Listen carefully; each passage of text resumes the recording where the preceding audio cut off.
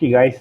So welcome to live pitch. Today, I want to talk about one part of pitching lah. I think the reason why people pitch is to influence, yeah, and the people want to influence is the person we are pitching at lah. So I think in real life we pitch a lot. So in real life we want to influence a lot. So today I want to talk about the science of influencing actually, because when we talk about pitching, it's a lot of talk around presenting, around what you present, right? How you present, structure of present. But I think when it comes to influencing, there's a lot of other parts in influencing.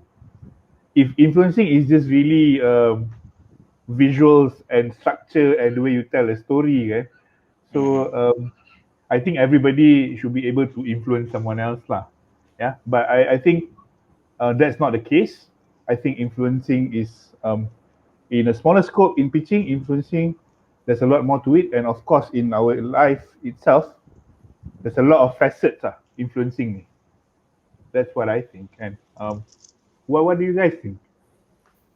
Jane? Influence for me would be I have a very strange perspective about it because I think influence is or ultimately the thing that creates. And what I say by that is, anything that is in existence that has a name or a property or a quality that we recognize is only so because a group of us agreed that that is what it is, whether it's a chair or a table, and ultimately anything that was invented, created, and then shared with, even a wheel, somebody had to show somebody else how the wheel worked for everyone to believe that it is a wheel. So I believe that in humanity, it is to my conclusion that influence is the whole point. Who we influence and how we influence people is what decides who we become. So I know it sounds a bit deep, but for me, influence is the one thing that gives us an ability as a society to be better. Without influence, we wouldn't be who we are, right? If someone didn't influence us to think better or be a better person for whatever reason they gave you that influence. So for me, I think influence is the one power all humanity has. Everybody has it. Nobody has more or less of something. It's just a matter of you understanding how it works and using it to what you're out to achieve in life, whatever that is. So I don't know if that answers your question. Well, that's definitely a deep perspective of what Yeah, you think influence is. All right, cool, right. cool. How about Shanas? What do you think of influence, and how do we use it, in our lives? And I think influence is a byproduct of something. Like, example, confidence is the byproduct of courage. yeah, So you have courage first, and then later on, you will be seen as someone who is confident, right? So I think influence is actually a byproduct of maybe a few other values that portrays that person or that thing as something that can gather influence. So, for example, someone who holds a value and also practicing the values of hard work and loyalty and integrity, for example, will gather influence because there will be other people who are attracted to those values and will then want to follow that person or that thing. A simple example right now that I think in the last 6 months, I think this one person, I think, has gathered a lot of influence. And this person is a bit new, came from nowhere, right? Prior to this, I honestly have not heard of him. And then suddenly he has come up with so many great things that he has done that I think right now he is probably one of the most influential person in this country. Yeah.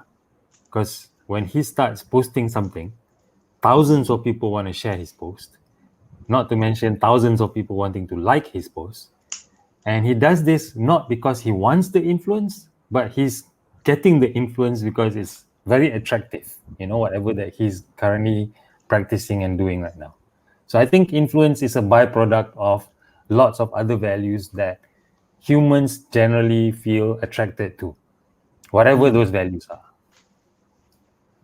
Yeah, sounds quite logical that way as well. Influence is a byproduct of something, and right now, you think it's a bunch of values. Yeah, Yeah.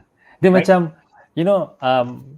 some people say that you can't, it's hard for you to create a video because you want the video to go viral. Okay, got it. You know what I mean? So it's But if like your video is exciting or interesting to a group of people, it will automatically go viral with that group of people. So you uh, can't aim for influence. Influence is something that people give you for something that you have shown or portrayed. all right, cool. Zain, how about you?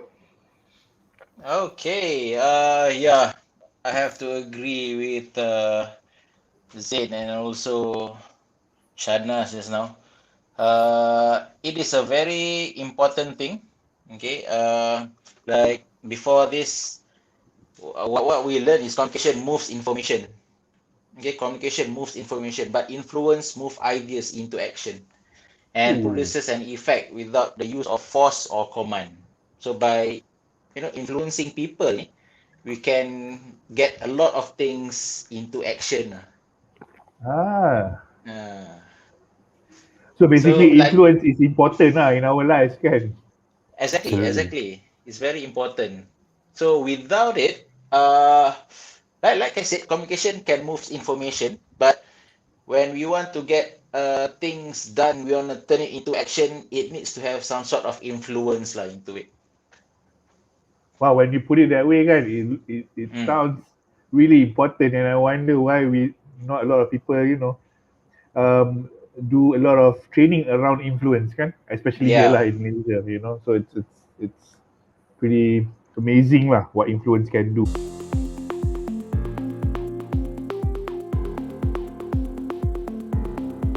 Now, just to ask around, what do you think makes how does influence work? Macam mana? How does it work? Does it have parts? Does it have structure? Do you think it has structure, mm. or you have an idea of a structure of how it works? Do you need to have this and that, then therefore you have influence? What do you think? Zain, you wanna take a lead on this? Um, I don't think this is. I think this question is above my pay grade. Okay. um, so I'm gonna go to someone who's qualified to say this. The only thing I base mine on is what someone who once spoke about influence and models of influence, which is Aristotle. Okay. So he created a language that had three elements or modes of persuasion is the translation from the Latin word, which is modes of persuasion. So it's actually the word persuasion, and they say that in trying to influence or persuade someone to take action that you want them to, whatever it is, it requires these three elements, which is ethos, pathos, and logos or ethos.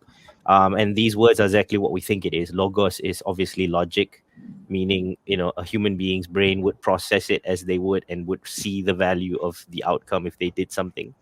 Pathos would be speaking to that person that makes it relevant, makes them feel there's an empath to the situation.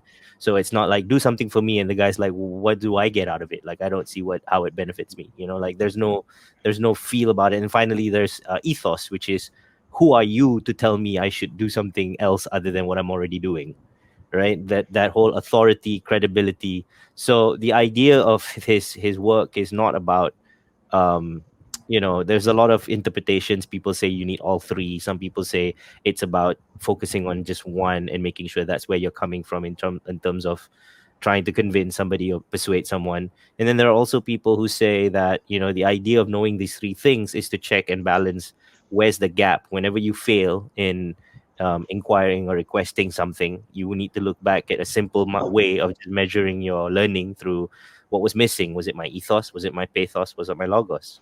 Right? And then you fix that. And then if you fix that, then the probability of you being more influencing or being able to convince someone would be much higher. And it's the same science that they teach speech writers, I think, if I'm not mistaken. So when speech is written, they ensure that all these three things exist: pathos, ethos, logos. So That's how they design strategic communication. So the reason I stumbled upon this was because of my work in strategic communications, understanding how great speeches were written and stuff, and a lot of them based it on Aristotle's ethos, pathos, logos. But I'm sure there's a billion different gurus online who would insist that they have a way to teach people how to convince them to do anything. So who knows? Okay, I mean that's fantastic. So when you said that ethos, logos, and pathos, right? Ethos, Right? pathos, Ethos. logos. Yeah. Okay. So Yeah. basically, there's logic, emotion, and there's authority and credibility. Right. Okay. So what's interesting is that so what Shana said was almost authority and credibility when it comes to Mhm. values, yeah. Mhm. And what Zaim said was almost a combination of logic and emotion. Right. So there are Right. some truth in all those kan. So macam Absolutely. yeah. And the other thing is that I think also to add is we are not naturally good at all three. Usually we are raised by values and upbringing to focus on one thing more than the other. That's just apparently when you combine child psychology and all the other stuff. They talk about how some parents raise their children on ethos. Don't forget whose family you're from, right? How you behave and how you become is all about the name of the family. So, jaga nama baik, right? Kind of take care of the Yeah. ethos. Always make sure that you're not someone who's caught doing bad things. Don't be a criminal. Don't be a loser, kind of stuff, right? And then you've got some people who are parenting through pathos, which is like, please be aware of people's feelings. It's more important that you understand how other people feel than for you to always be right, that kind of stuff. So all that influences us naturally. And what I wanted to make a point was that in spite of that, I think in Malaysia, we don't spend any energy on understanding this science at all, at whatever level. I think we spend no time trying to teach children how to convince their parents to give them what they want, or to convince their teachers, or to convince their friends. There is no school in that. And I think that's really sad. That's just unfortunate. That's what I think. Because I think it's a very powerful ability and a powerful tool to learn. Okay. Shanas. So authority. Do you think what you shared just now is a values? Influence is a byproduct of values. Okay. Um, does that sound familiar with this building authority and credibility? Yeah, I think it's I also have got a theory around Right. this, I want and it's based on also three things, which is Okay, mind, cool. body, and heart. I think this Right. is what I always been coaching and teaching people in my seminars and classes, is to be able to awaken the mind, body, and heart, all three. So let's take a look at it from this perspective. Okay. Logically, everybody buys stuff, right? Okay. They buy stuff logically. And sometimes they buy stuff, they don't even tell anyone about it. They don't even want to talk about it. It's just something that they buy and it serves a purpose and they are happy with it. All right. And then there are also some stuff that are really not just logical to buy, it's a good buy, but it's a damn good buy. Okay. You know what I mean? Yeah. So now it has transcend from just about a logical purchase. Now it has gone to the point of you're feeling excited about it because it's a damn good buy.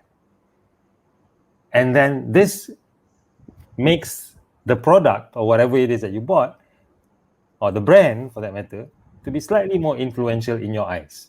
Because right now, out of three, it has already captured two: your mind and your heart. And then there is another group of brands and products out there or services out there that manages to capture all three: mind, body, and heart. And this is when this person automatically becomes an evangelist. Evangelist, huh? Yeah. You don't just want to use the product. You want to use the product. You feel excited and happy when you buy it, and you want to tell everyone around you about it. And I think this is when it starts gathering influence. So when it comes to, I think, talking about pitching and presentations and presentations and all that, I think what people tend to always think about is wanting to make the presentation logical in the mind. Yeah, of course, you're gonna get that. And chances are when the person feels logical, then the chances of buying is higher. But then it stops there. So you want to take it one step further by maybe showing that you believe in the product and you have transformed so many people's lives with that product or that service. Now you're getting in a little bit more buy-in with the person that you're selling it to. So now the person is feeling, okay, this is a logical product, logical item to buy. But then, oh my God, the product has got so many great testimonials. And look at the owner. The owner is also a living, breathing example of how the product can work. And then comes the third part, where the product has got a beautiful story behind it as well. And then now you capture that person's mind, body, and heart. So I think for any marketeers or any product inventors out there, the holy grail is to capture mind, body, and heart. And when you're able to do that, then you will automatically gain that person's influence in the way you think, in the way you do things, and the way you react. So I think it's about that. Because Yeah. mind, I think as a human being, these three components are the three main components that runs us. So when we are triggered by all three, then the chances of gaining loyalty is higher. So I think at the end of the day, the reason why people want to gather influence is because then, they get an army behind them. They've got a group of people who believes in it. So that capturing someone's heart, mind, and body is very important.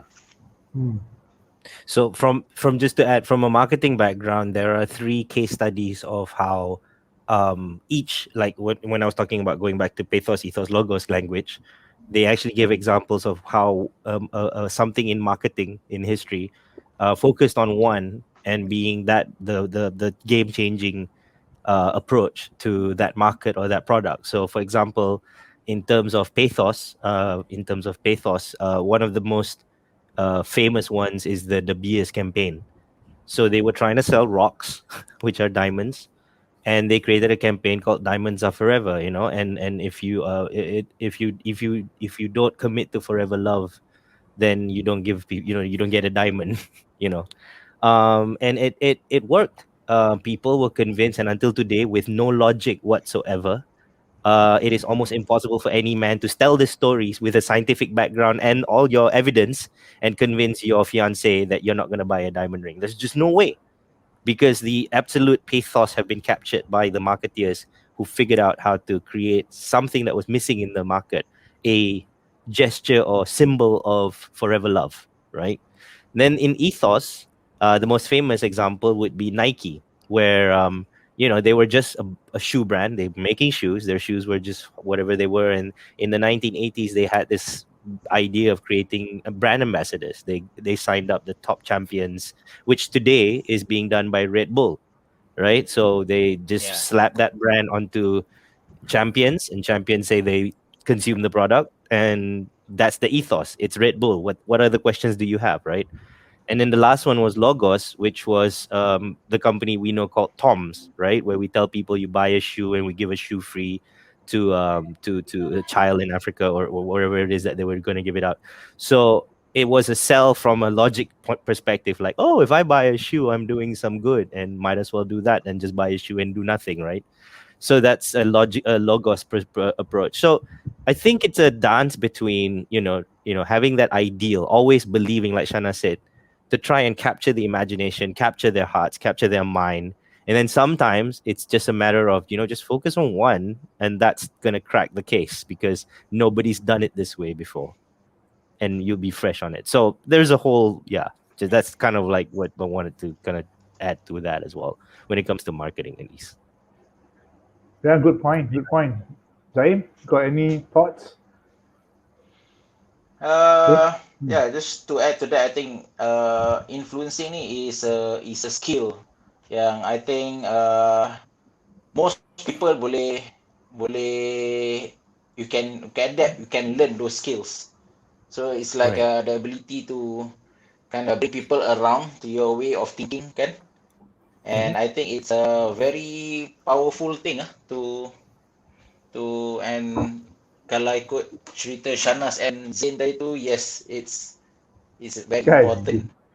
Yeah. Yeah, the way they put it is like, if you get all three, gempak. If not, you get one also, gempak. Get And two, push better. straight and Kan? So it's like a subconscious ambush. So it's like mm, influencing is it's not like a direct science lah. I suppose that's why probably nobody really wrote about it so much. Kan? Is influencing is a lot of experiencing. Influencing. We experience people influencing. We just can't break it down lah, like you guys did just now lah. Zain was Well, quoting me. there Kan? was there was Yeah. someone I know named Darren Brown who says that actually human beings, we are all very suggestible. That's just how we're designed. We can't Betul? help it. We are suggestible creatures. That's why we discover things, because we're always looking for stimulus around us, right? So that's just how we're wired. Influence is kind of like figuring out how to ride that river, or join that flow, because it's Mhm. happening among us anyway. So that's what I Shahnaz, you think. were about to say something Yeah, just now. sorry. Yeah, I think if there was a secret recipe or a very important ingredient in wanting to create influence, I think it's the ability to delight someone. mhm. Delight. Yeah, in whatever it is that you do, lah. Whether you're selling something or whether you are servicing something or you are whatever it is that you do, you would generally or I think automatically gather influence when you constantly delight people when people experience you. It's like, for example, you buy something from someone. Okay, this friend said, "Oh, you're gonna buy this cake. This cake is nice, right?" And then you buy it. And then when you buy it, you get the cake, but also there is something extra that the person made for you. Maybe it was three different variations of cakes that she or he wants to bake, wants to sell, and give you some samples. Or maybe another freebie, or maybe it's a beautiful note that the person left for you. So when people Ah, are delighted, they start talking about you. When people start talking about you, that's when you get the influence. yeah. So one of When no the one one talks of about the you, evidence is when people start talking about you, huh? yeah. So how do you get people to talk about you? Is when they have a great feeling every time they are around you or they're with you in whatever that you do. Like, I'll give you an example. 3 days ago, I went to look for durians. Right? I went to 3 durian stalls. First durian stall treated me like a normal customer. Told me these are my prices, and he was very busy, entertaining orders online, and then there were some customers there as well. So I got an experience from him. It's like, oh, okay, nothing special, nothing great. So I went back to the car and I told my wife, since there are another 2 gerai more that I know around, let's just go find out. So we went to the second gerai. Went to the second gerai, purely it didn't happen because his price was a lot more expensive than the first gerai. Then I went to the third gerai, and then he told me the exact same thing. Okay, I've got this one, this one, this one, this one. Abang nak cari macam mana? Then he started finding out a little bit more about me. Abang nak cari durian macam mana? Oh, aku sebenarnya nak durian kampung je, yang biasa-biasa je. Okay bang, macam ni. Abangnya budget berapa? So I told him, saya ada RM100. Okay, RM100 bang, saya tunjuk ke abang buah-buah yang abang akan dapat. So he took 5 biji durian, dia letak kat sebelah. Bang, saya punya pertimbangan ni bang, saya rasa ini RM100. And then I was like, okay, never knew that was going to be that much. I didn't expect 5 biji durian for RM100. Sounds like a good deal. And not only that, every time I told him to open up and put everything into a bekas, dia buka satu-satu dan dia tunjuk kat aku. Okay bang? Okay. Saya pun tak tahu bang, apa-apa pun abang rasa okay lah. Out of the 5 durians that he picked, he rejected 2 durians and he replaced it with another one pasal dia cakap tak sedap. The For whole me, durian. the whole durian. He said he went to his staff and said, ganti bagi durian, bagi buah lain. Saya tak elok so ganti Macam tak elok. Syat. Now, if after going through 3 durian stalls, guess which one had got my influence? Now listening from your Which one story, influenced me? I want to ask you where's the durian store? Durian stall. Yeah, that is more legit. Exactly. See, then you get the influence. So I think personally, out of the 3 shops or the 3 stalls, that one stall really gave me a greater experience being with them. Ah, So it's not just about selling, and it's not just about, oh, your product is great, your product is cheap, therefore you're gonna get the influence. No, I think at the end of the day, it's the whole experience of purchase, whatever it is that you want to sell. But starting Even by if it building was, rapport tu lah kan. even if it's just selling satu paket kuih yang dalam kuih tu ada RM2, the value is RM2 je. But then it's so easy to delight someone as well in that purchase. There's so many things that you can do. okay. So gathering from your story just now, man, we can actually increase our influence by being interested about the person we are trying to influence. Okay. Yeah. You also mentioned And I something think, like, and I think the criteria are different for different people, You know what I mean? Maybe, for example, let's talk about, let's say, for example, a car workshop, right? A car workshop that is influential to Zain may be a completely different car workshop that is influential to me. Maybe with Zain is, knowing him when it comes to cars, probably a workshop that does everything from him A to Z without him having to worry and explain everything to him. And the price is reasonable. And he does delivery. That means I'll come pick up your car and I'll send it back to you. Can pay online with very little transaction, very little conversation and communication. I think that's probably the workshop that Zain would be influenced by. But for me, it's a completely different story. exactly. So for me, I like a workshop that, the mechanic will call me and explain to me what's going on with my car, tell me every single part that he's going to change, because I like that conversation with him. But if I were to go to a workshop that Zain goes to, I'm going to shoot myself in the head because the workshop owner is not going to communicate anything to me. Sedap-sedap bil datang 4,000 kan. Sedap hati kan. Mana datang 4,000 ni kan. I think So, I think Nak for me, explain tadi tu 5,000 pun kita boleh bayar, tapi sebab dia explain, right? right. So kita tahu what's going on kan. I Ah. I think for me influencing and this is I was thinking about it when you mentioned it just now because when I do like digital communications trainings, the question that everybody always asks me is what should I post? What should I post? How do I post so that I go viral? That's always the question. Every client, every student, every participant, what do I post so that I go viral? Right? That's so I always tell them that this is a loaded question because I think it's kind of like what Shahnaz was mentioning and you mentioned as well, is the minute you're chasing it, the minute you're chasing virality, it's not gonna happen. Like it just doesn't happen, right? But what has been influencing, like the Ebit Liu example, or any influencer, as we use the term, social media influencer, is because there is a significant value that this person provides, right? And when you say significant value, you go, what value does this joker have that everyone follows? That's his value, that he's the joker. Like, for example, why do people follow Douglas Lim, right? Oh, he's just a comedian. But his value is clear to us. I need something to laugh at. I go to Douglas Lim because that's what he does. He's a professional comedian. He's literally paid to do that. So I trust that his quality of humor would entertain me. So I'm going to follow him and I'm going to listen to what he has to say. So value is the big word for me when it comes to influence. What is the value that you like to be to people? If your value is showing off how rich you are, how amazing you are, and you think it's going to impress a group of people, great. Maybe some people will care and love you for that.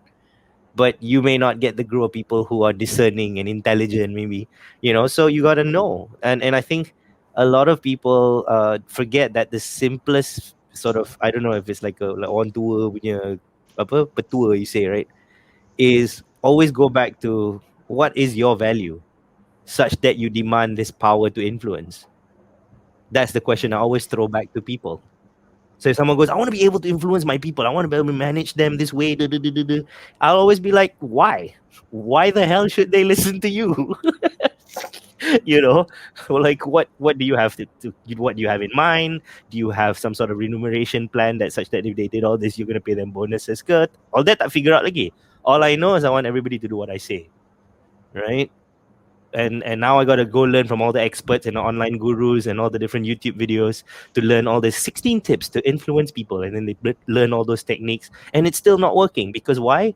You're of no value to care about what you want. Nobody cares Mm.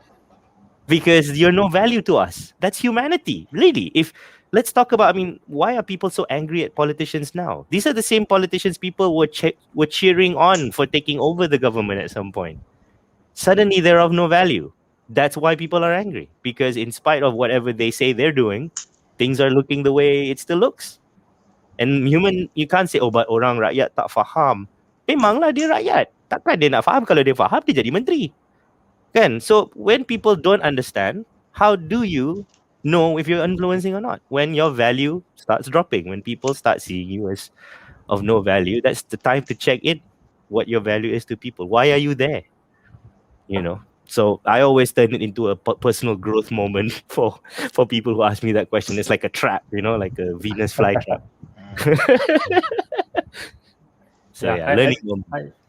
I get that too. I think it's something that you can't I don't know, you can't chase influence. Influence has to come from from a certain level of sincerity, Right. and it's not just about selling stuff, because Yeah. let's take a look at it from this perspective. In a company, in an organization where there are, let's say, 500 people working for the organization, the person who is most influential might not be the boss. Betul? And the person who is most influential might not be even holding a very significant position in the company. Right. Like But the that gatekeeper. person, yeah, but this person garners a lot of influence from everyone else. Yeah. And then when you start taking a look at it, why? Why is this person so influential? Because this person never misses someone's birthday. The person never says no to an invite, for whatever invite that is given. This person is always there to help. Sometimes you see this person staying back, not even doing his work. He's finished his work, but he's now helping another colleague so that the colleague can go back a little bit earlier. Now, with this kind of values and this kind of habits, you won't be surprised why this person is influential, right? Yeah, So I think cool. it's similar for everything else as well. Whether you are selling something or whether you're working for someone, Yeah. I think trying to gain influence is not about trying too hard. You can't focus on it. It's like you can't the moment you call yourself cool, you're no longer cool, So you can't go out there and say I want to be influential. No. It's like I think you Yeah. just Therefore, I gotta think it go do it, speaks volume lah pasal Abid Liu just now. So like Abid Liu ni like he treats everyone very equal. So kalau we take a look on cases where he go for dakwah, he went all the way to the grassroots. Remember, even the belakang-belakang lorong pun, he went and he treat everyone the same. And that is why I think people can actually feel dia punya value. Yeah. And I think for me, what I get about him, and there's a lot of people like him, is you are clear that his mission is so strong. All those things don't come into play. They doesn't Really, come into yeah, play yeah, who you betul. are, how much money you have, where you're from. He doesn't care because that's not the point. To him, it's about doing good. He wants to do it. And he's trying to get as many people to say, join me. And the more of us do it together, the bigger I can do these kind of things. Everyone goes, sure, you tell us what we're going to do next. I'll just help out. He makes it easy to join. He makes it easy to be part of something good, because he's not breaking down like, oh, I don't want to help this person because he's non-Muslim, or he's this, or Yeah. this person's too smelly, I don't want to go near him. He's never created any idea that nobody's welcome in his space. So why wouldn't everybody feel welcome? And he's just one example. There's a lot of people like that you really get that, they just are like that. They really see people as people, even though they could be a Hollywood superstar. But there's just something about them as you watch them talk to their children, their friends, their neighbors. You get it, like, this dude is just like this. All the pizzazz around him, yeah, makes him the big superstar. But this guy, I bet you, if you sit with him for 5 minutes and he asks you to do something, you'll do it, because he's just got that thing going. And I think I believe in that. I've looked at many magnetic personalities that I've met, and I sit in awe and I look at them and I go, look at this guy, man. He doesn't even have to like say something sometimes, he'll just think of something and someone goes to do it for him, like I'm like, wow, that's amazing. But the question becomes, why is that person anticipating his needs? He must have been of such significant value to that person that that person's willing to anticipate his needs.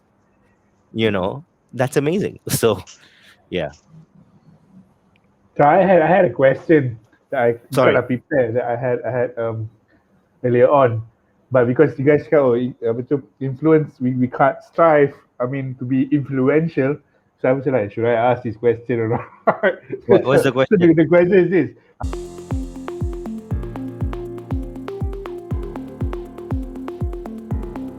Ask, if ask. someone right wants to build up their influence, Yeah. how or what, or how or what, how would they go about, how do they approach this?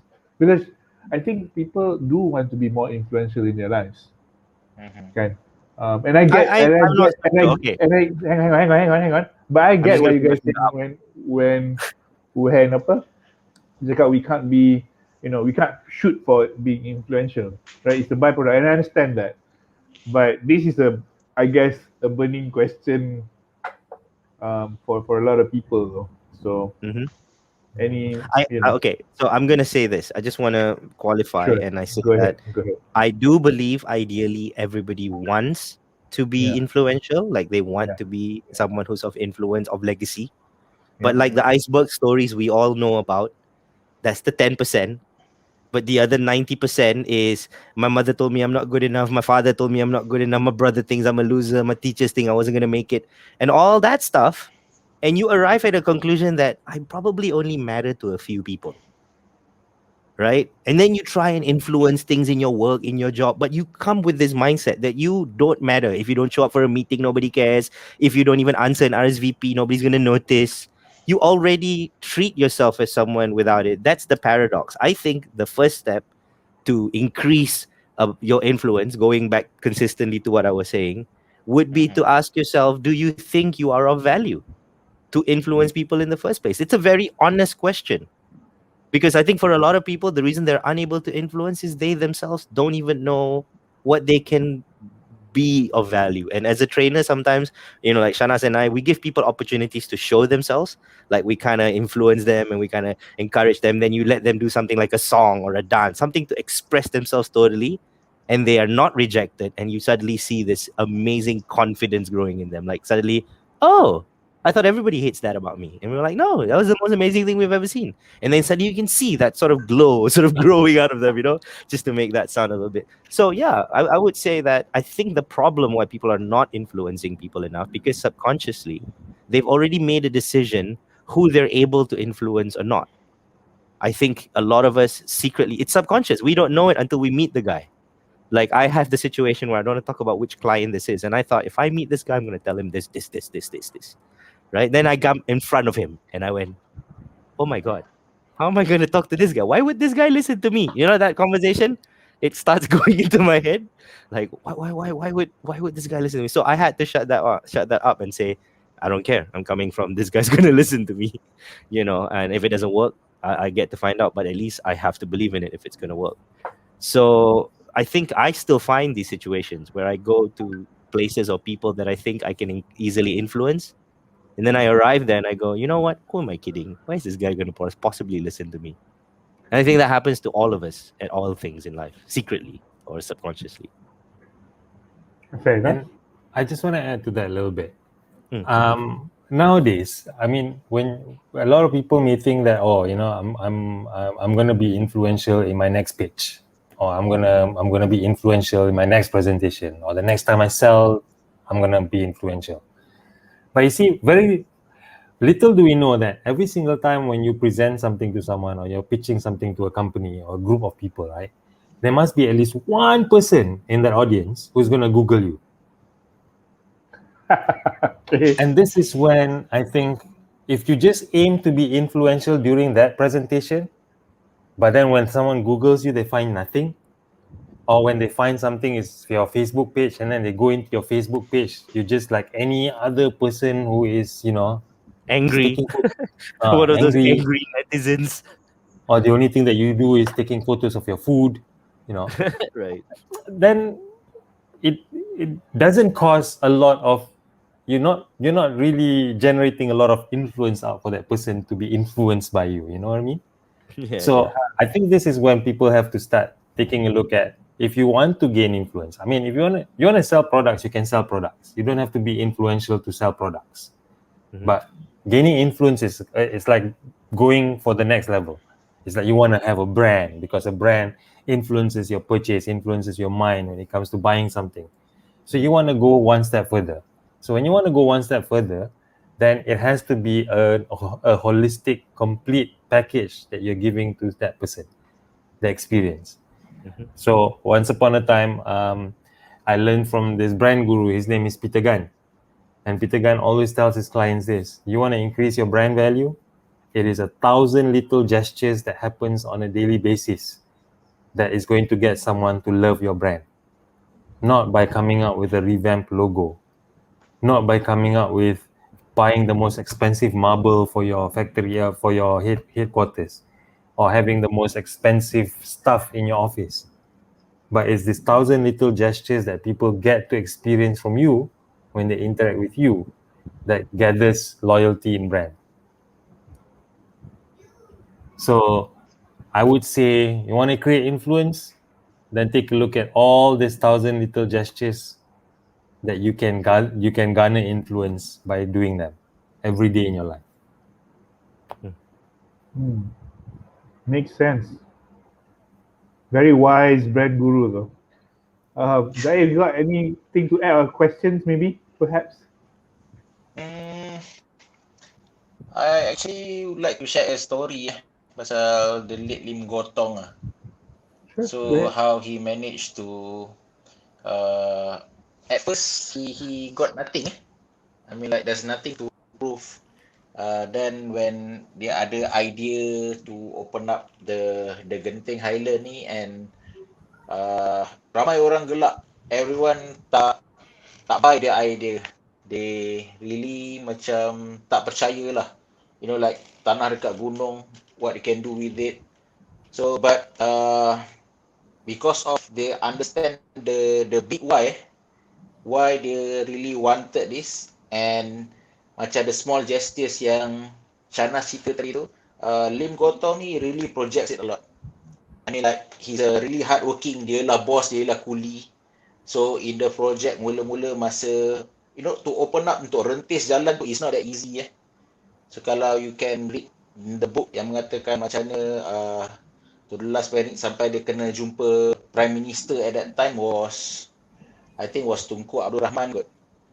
So until Tunku Abdul Rahman realise, dia dinasihatkan oleh penasihat-penasihat dia yang this Lim Gotong is really hardworking, dia tahu apa yang dia cakap, dia ada something to measure at that time, and that's why Tunku Abdul Rahman agree to the idea. Dia setuju and dia award the project lah to Lim Gotong at that time. So but those small gestures macam Shahnaz cakap tadi tu, so like macam dia punya hard work tu starts from uh, 10 hari 10 malam panjat gunung yang sama and to check, to get information. At that time there's very minimal technology, tapi because they really understand apa yang dia nak ni, dia really do it at that time. Hmm. Yeah. Hmm. Interesting. So it's to open up ni, it takes 15 years untuk masuk dalam tu. Oh, that So long. Wow. it's that long at that time. Teknologi ada 15 years untuk buka jalan sampailah ke atas. Yang sekarang ni when we drive a car, it's only like, I don't know, it's been a while lah since we drove to Genting ni. I think it's 30 I 40 don't know how minutes it looks like. I forgot. Yeah. I miss the Yeah. coffee bean there though. Yeah. Should Yeah. pay a That's visit lah. interesting though. Yeah. Cool.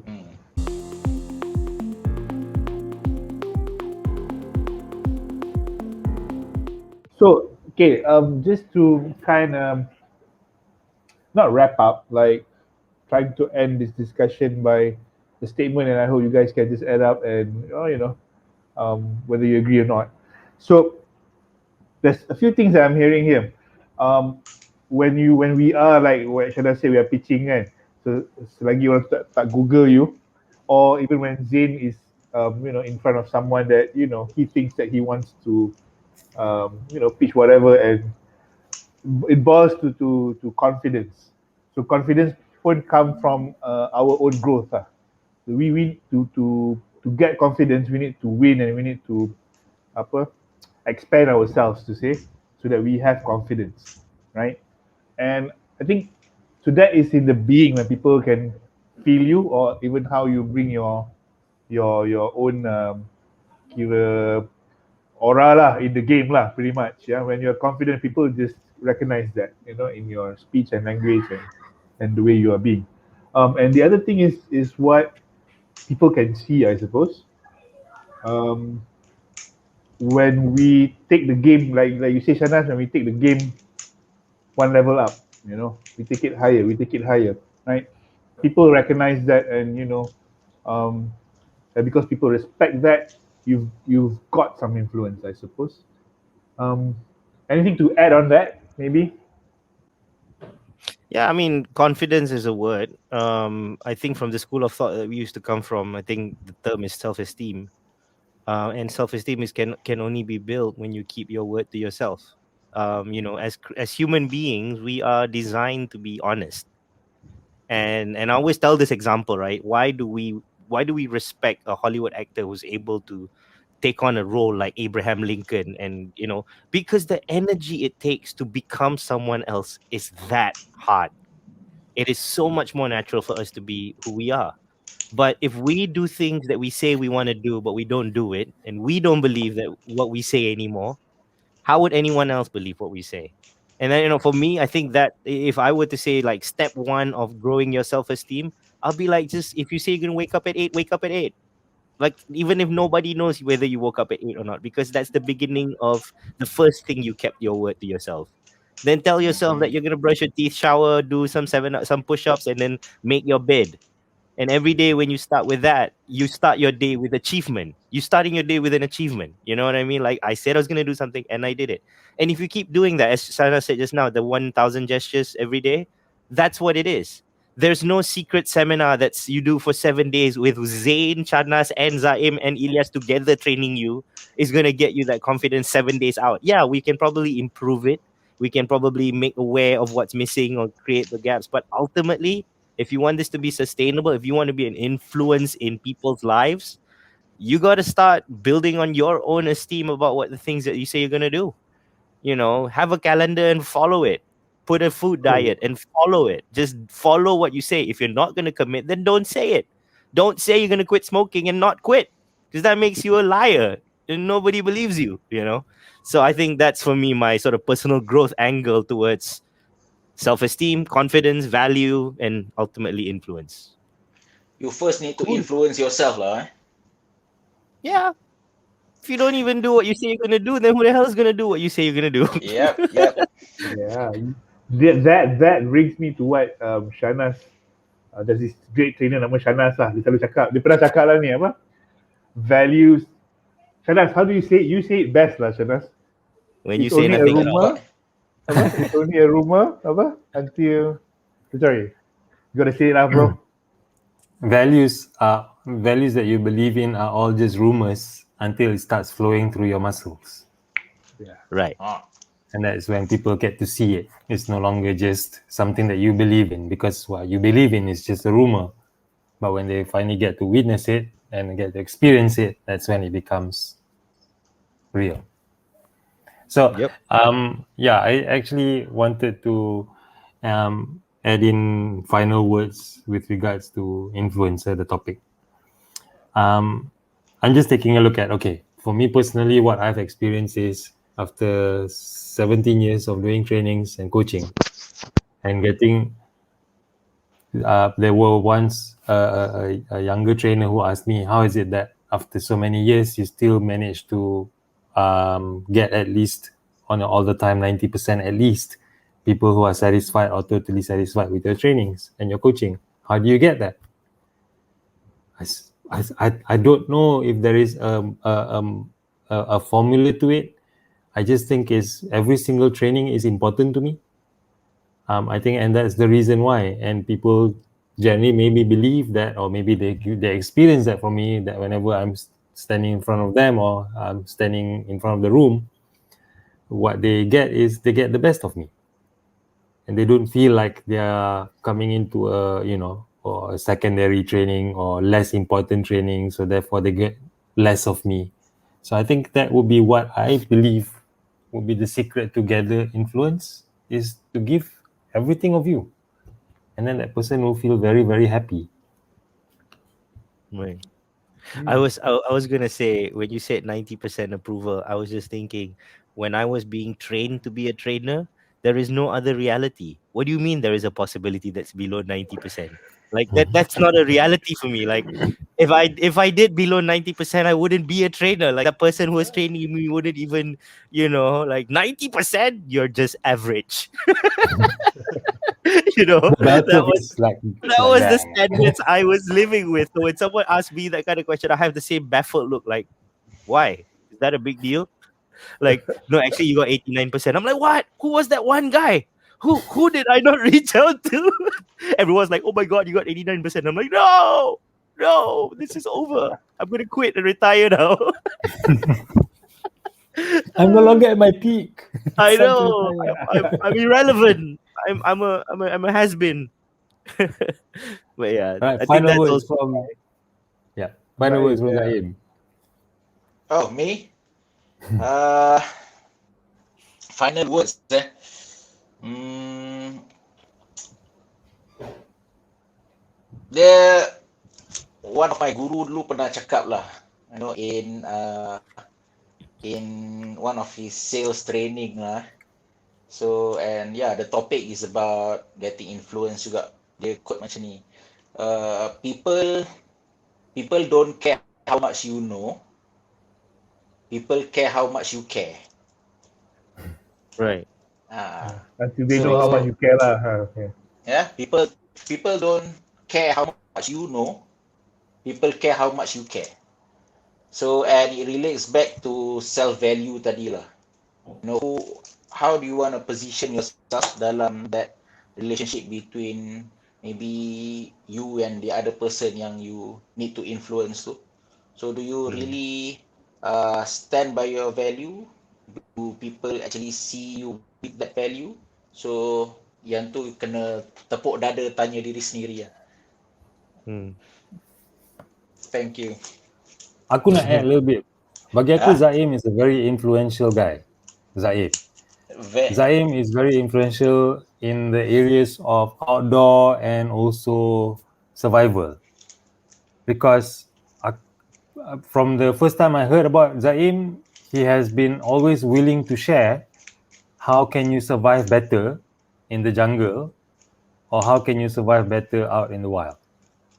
So with regards to Zaim, I think he has garnered a lot of influence around that area because of his always willing to share about how can you live better when you're outdoors. So I think that's great influence right there. And it's not, I don't know, are you selling anything with regards to outdoor right now? Are you selling anything with regards to outdoor? We can't really talk more about outdoor sekarang ni sebab dia rasa meluap-luap ni. Tak boleh nak pergi camping kan. So baik jangan cerita. Okay. Oh wow. Okay, alright guys. So that's It's it been for... a while, man. Bila nak habis ni? You know what I miss, guys? I miss a teh tarik, man. Yeah, man, Right. me too. In a glass, the thick glass, the glass that we use as a ring and glass. That thick glass, teh tarik. My God, how can something so simple be so missed? I miss having teh tarik with friends. That's what I That's mean. what That's I the miss. whole point. It's not the one you Yeah. make at home. It's not Grab. You order from nasi kandar, teh tarik, send home and pour. I don't know why. It's like It's not the chemically it changes along the way. Yeah. It's not the same chemical compound that I get when I'm sitting at the table. Yeah. You know? It's like that Minum. mug. That mug is the catalyst, The moment the tea goes into that mug, it suddenly It's like a transforms cold into this fusion occurs. magic wonder, Alright. Yeah. Imagine how many ideas took off from the magical mug. I know. how many influence happen with that Ah, ni? over the mark, right? Ah. Exactly. Cakap lah apa pun orang percaya saja je dia teh tarik tu. Aduh. Okay, guys. I think we've got quite a lot about influence tonight. I think there's a lot of gems. Yeah. In essence, um, keep your promises. Yeah. Keep your own promises and live your values until people can witness it. I think in all tadi kita sembang kan, these two things really apa The stand gist. out lah for me. Yeah, it's the G's lah. It sounds very cliche, I know, because even when people ask me, what is the question? The question is, oh, how do I have more presence in situation, right? And I answer them in that way, which is be present lah. You know, Duh. like if you want presence, then be present. Like be Yeah. aware, pay attention to what people say, listen to people, look at them when you talk to them. Like then you'll have presence. Believe me, when you start looking at people in the eye, they're gonna notice you. So maybe start doing that instead of looking at the floor or the ceiling when you speak to people, and you'd have more presence. So it's the same thing. It's like if you want to be more influential, then just be influential. Like what is it that you want to influence? Like be clear about it and do it and be consistent and in everything that you do, and then people will start believing you. Then you can influence. I think that's it. Yep. All right. So guys, influence is a byproduct. So focus on keeping your promises and living your values. The byproduct will be influence. Yeah. Yeah. All right. That's it for today. Thank you very much. Thank you everyone. All right, man. Take care. Right. Cool.